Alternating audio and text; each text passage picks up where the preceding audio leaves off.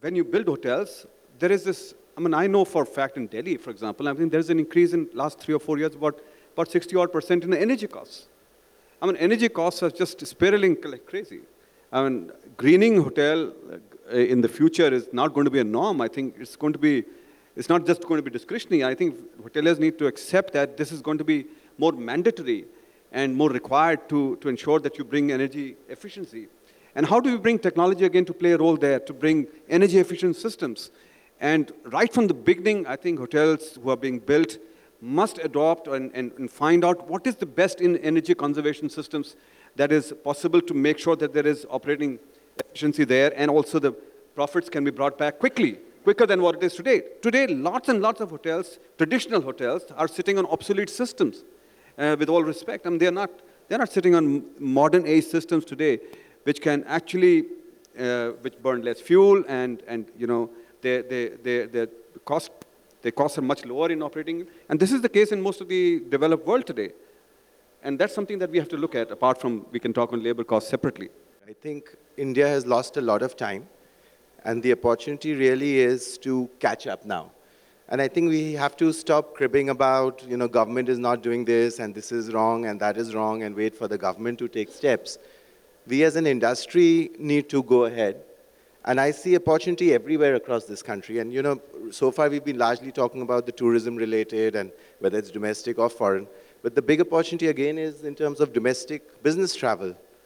And I see some of the biggest opportunities in this country are actually places which we all probably don't even go very frequently, the tier 2, the tier 3 cities, even smaller towns, because that's where a lot of growth is happening. And we can just go and set up hotels there, and maybe they're not the large format, they might be a mid-segment hotel or a budget hotels, but there is so much opportunity in that space itself. So I think for us, it is, as an industry, it is very critical that we take the initiative and we don't depend, and I don't see anywhere in the international markets people saying, you know, government is not helping us this and the subsidy is not available, or, you know, they just say, this is the environment I'm operating in and I have to make the best of it. And I think that's really what we as an industry need to do. No, yeah, I think I appreciate what you're saying, but you have to understand that what we are trying to get at is how do you grow the industry? What is the best way forward? Given an environment, you can react to the environment and continue doing whatever you're able to do within that environment. But the whole thought is that it's a limiting environment, right? Today, I mean, we all talk about tier 2 and tier 3 cities and their development, and we acknowledge the fact that we need a lot of, you know, accommodation in these cities. But unless the government really acts as an enabler, it's going to be more and more difficult to see the kind of growth that should happen in these cities. Because we don't, at the end of the day, it is the private sector which is making the largest strides in all the development that's taking place. But unless the government really acts as an enabler, we don't control interest rates, we don't, you know, land prices, that kind of stuff is difficult to handle unless we get some kind of a policy which helps growing, and the government understands that building smaller hotels or all kinds of hotels is par for the course for a growing economy like ours, which is going to, you know, whatever all said and done, all the mathematics put together, will be at 6, 7, 8% over the next 10 years. And if it's going to grow by that kind of number, then we do need these investments to come in. And if we don't do them, we'll probably miss the gravy train. So I'll basically just counter that on the back of, you know, firstly, I agree. There are 1,000 things which the government should be doing, central level, state level, district level. I agree, hospitality has little, you know, few characteristics where you need support. But, you know, a lot of these towns and cities already have businesses. They already have people who are living there, who are traveling there. And all we need to do is just take care of that opportunity and, you know, grab that opportunity. And if the government helps, and we should continue pushing in that as well. And the new government is making all the positive noises. I think we can achieve a lot without waiting for the government to get involved, or without waiting to, you know, let's take this one sector and one space. I think whether it's medical tourism, whether it's, you know, the classical tourism, health tourism, anything of these, you can actually make an impact. And let's not wait for anyone. Let's go ahead. Okay, before Mr. Kastru speaks, I think two things that I feel. One is the government should not be a hindrance. This is what it should be, an enabler. And secondly, whatever is done should be done well, because one of the issues is things are done in a very haphazard manner. There are things that overlap with each other, which all of us who are here, who see the industry from whatever way, we feel that, there should be some kind of uniformity. Each state is different, the central policy is different. So, Mr. Kachru, in summation, what is the way forward? How do we come out and... very interesting discussion. In our industry, hotel industry, we have to remember one thing, it's highly capital intensive. And we cannot brush aside the interest rates and other issues which are relevant. We decided deliberately to go to tier 2 and tier 3 because we saw opportunity there. But let me tell you, the kind of problems one faces because of excess and other things, these things have to be brought to the forefront. If we don't talk about it, how will they be recognized and solved?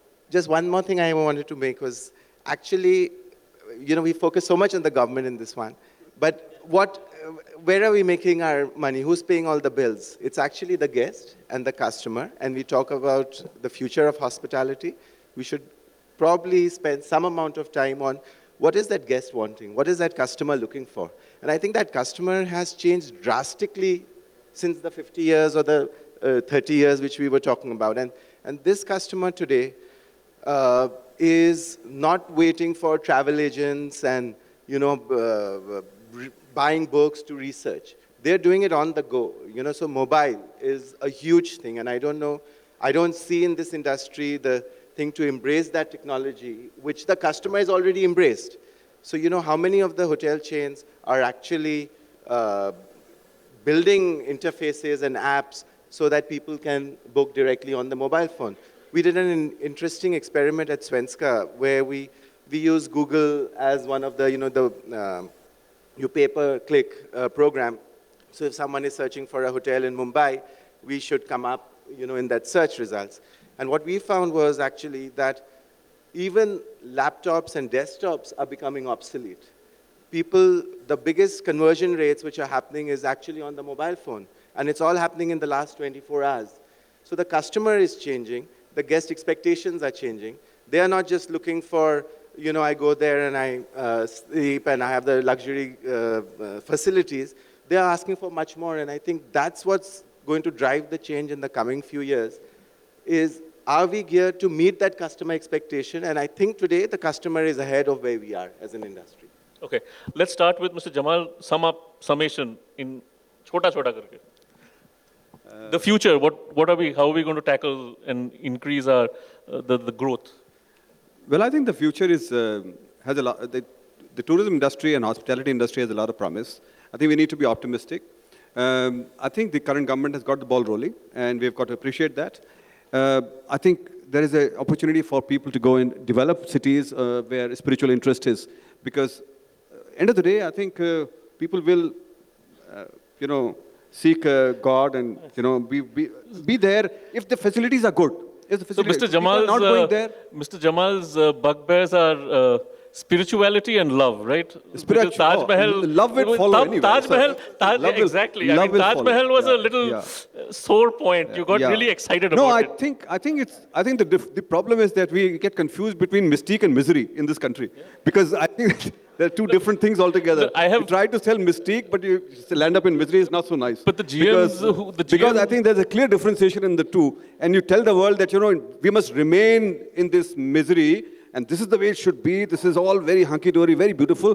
But the fact is that the tourist likes it to be clean, likes to be nice, likes to be pleasurable. If you want a little bit of that mystique, just travel 10 kilometers out of the destination, you'll find it. Yeah, it's all available.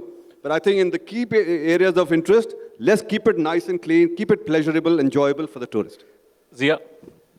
So I'll just use some terms. I think disintermediation is one of the things which is going to happen. So the middle person is going to get cut off, and we are going to see increasingly the customers, the guests, talking directly to the hotels. And I think that's a win-win. I would say the second thing which is going to happen is consolidation. There's a lot of the huge unsegmented segment in this country, which is going to get absorbed. And what we saw in the US, for example, a lot of the motels became associated with the comforts and the quality inns, and I think that's going to happen in India as well. Growth, I think there is going to be a tremendous period of growth for the industry. Last few years have been extremely tough, and I think what's happening now is that a lot of people have burnt money in this industry, and it will take some time for them to come back, but I see that growth is definitely going to happen. So that's Mr. Kachru? I think we as an industry have to start believing in that road that lies ahead is within us. It's the industry which has to look ahead. Unless that happens, it's not going to happen. I agree with him on this part. We can't just go on depending on government. We have to actually set some examples and take some initiatives. Second, personally, I'm a lot worried about brand India image. We need to position our brand right, and we need to position in the right target markets. And there has to be a differentiator for brand India. Unless we are able to establish a brand differentiator, we are not going to achieve that quantum jump. Thanks. Absolutely. And Mr. Lamba, bringing up the rear. I think the kind of potential the country has, we need to do a lot more. And one of the largest requirements, besides all the infrastructure that we keep talking about, is the ability to bring cheaper capital to build hotels and related infrastructure. I think that's the single largest requirement that we have on how do we bring more reasonable, serious capital to grow the business. If I was to sum up on the tourism part and the policies, I think, I often believe that the smallest good deed is better than the largest good intention. So far, it's been a lot of good intention without getting converted into good deeds. I have to wind up now. So thank you, Mr. Kachru, Mr. Lamba, Mr. Jamal, and of course, Zia.